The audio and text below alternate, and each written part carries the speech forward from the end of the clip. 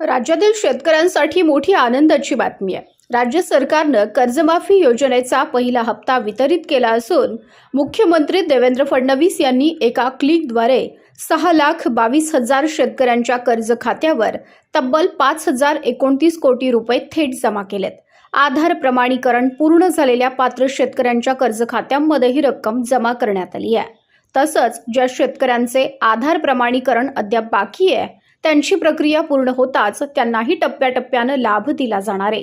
याशिवाय राज्य सरकारने सर्व बँकांना कर्जमाफीचा लाभ मिळालेल्या शेतकऱ्यांना तातडीने खरीप पीक कर्ज उपलब्ध करून देण्याचे निर्देश दिलेत।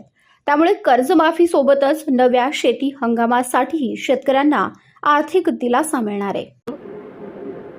अहिल्यादेवी होळकर, पुण्यश्लोक अहिल्यादेवी होळकर शेतकरी कर्जमाफी योजना जी घोषित केली होती त्या योजनेच्या अंतर्गत आषाढीला आपण पहिली यादी घोषित केली होती।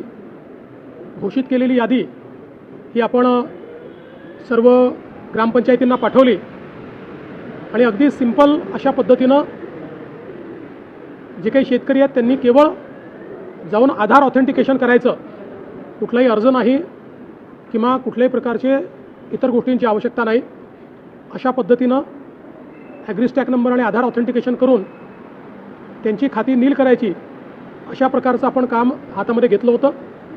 आज जवळपास 5,029 कोटी रुपये हा पहिला हप्ता 6,22,207 शेतकऱ्यांच्या खात्यामध्ये गेला आहे आणि ही खाती नील झालेली आहेत।